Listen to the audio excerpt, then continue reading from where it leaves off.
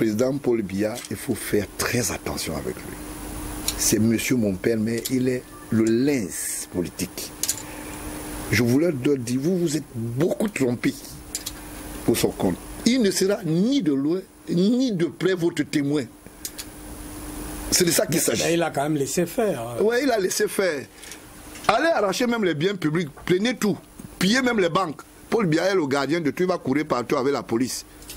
Ça veut dire les lois, vous les votez, vous les respectez pas, c'est Paul Biya. Vous allez dans les banques, allez spolier les banques, c'est Paul Biya. Vous fabriquez les faux titres, c'est Paul Biya. Vous faites ceci, c'est Paul Biya. C'est des conneries, ça ne marche plus. Et tout dit, c'est terminé. C'est pour ça que maintenant, quand je parle en studio, je suis très fort aise de savoir que la diaspora, il faut rentrer les jeunes. Il y a de la place maintenant. Time is the time.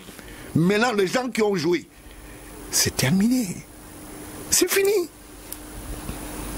La balade à Salavette, tout à l'heure quand je sortais en studio, à 20h, à Douala, tu trouvais les gens qui étaient en train de cumer encore nos rues. C'est fini, il n'y a plus rien.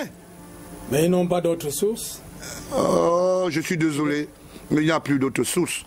Et en ce moment-ci, je crois que le Cameroun va prendre un nouvel envol dès 2018. Et je voulais exhorter les jeunes qui sont à l'université, ceux qui vont à l'école. Le Cameroun n'a pas perdu 5% de sa valeur économique. Faites-moi confiance, j'ai la bonne information. On peut encore bâtir notre pays. Les opportunités sont là. Biya a sauvé le Cameroun. Il a dit non aux imposteurs extérieurs, non aux imposteurs locaux. C'est de ça qu'il s'agit. Notre Cameroun n'est pas hypothéqué dans une banque quelconque. Nous avons ce qu'on appelle des conventions. Vrai, je ne vous demande pas, je vous le dis. Les accords là, je vous le dis. La preuve en est qu'on a 60 milliards. Mais lourd endettement de quoi? Si le chantier naval peut se financer à 250 milliards, vous savez quelle est la crédibilité qu'on avait? En termes de foncier, affaires foncières, nous sommes dans les 14 milliards non exhaustifs. 14 000 milliards. Si nous prenons ça en termes de garantie d'insertion sociale de l'habitat, si nous n'avons pas touché notre pétrole, à Youpé, il y en a, monsieur, ce n'est pas caché, c'est de ça qu'il s'agit. Au nord, il y en a, les imposteurs, c'est terminé. À l'est, il y en a. Dans le Cameroun, les mais nous avons les opportunités, c'est pour ça que les malins estiment que les jeunes doivent devenir plutôt des potentats, des potentiels bombes. Et quand on aille s'exploser, que c'est leurs enfants qui sont cachés dans les nids de prédateurs qui viennent nous gérer. Ah non, non. Sortez un document que moi, on l'a juste allé dans les 15 étages, j'ai dit que, pardon, donnez-moi un peu.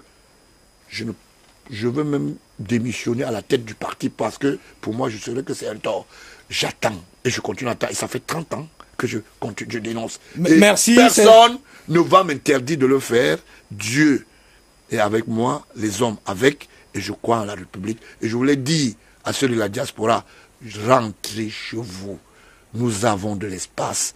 Les prédateurs sont pris à l'étau. Et je crois que le temps est maintenant arrivé qu'on relève le défi. Avoir suivi dans ce programme. C'est à ceux de la diaspora simplement. Ce que vous avez vu, faites-en un cas école. Soyez calme, respectueux vis-à-vis des institutions étatiques de votre pays, respectez les autorités, mais dénoncez-les quand ils ont posé des actes ignobles qui n'ont rien à voir avec la prospérité de notre nation. Nous vous attendons à rentrer au Cameroun. Vous avez vu qu'il y a beaucoup de choses à faire. Venez par exemple, vous allez travailler au BGFT et ça va nous créer beaucoup d'émoluments. Monsieur, bon là on sort dans une minute pratiquement de cette émission. Alors quel message pour la jeunesse camerounaise aujourd'hui qui pratiquement ne rêve plus et voit son avenir assombri? Je voulais le dire de rentrer. Ils ont piqué que 4%.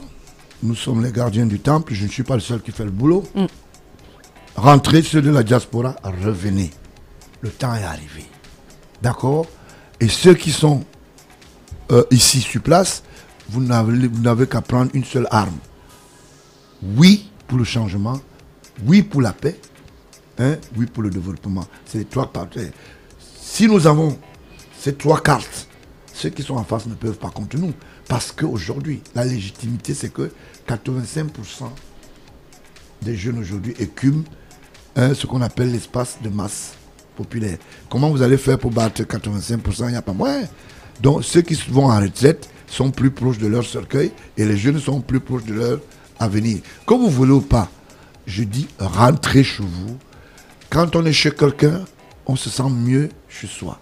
Et par définition, j'interpelle la diaspora pour le dire, les 4%, on a 96% de fortune à gérer dans tous les paliers.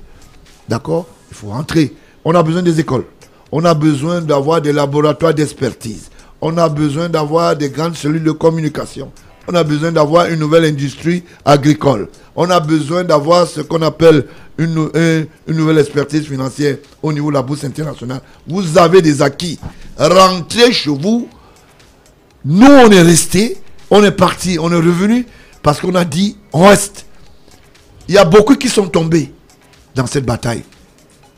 D'accord? Aujourd'hui, elle est gagnée.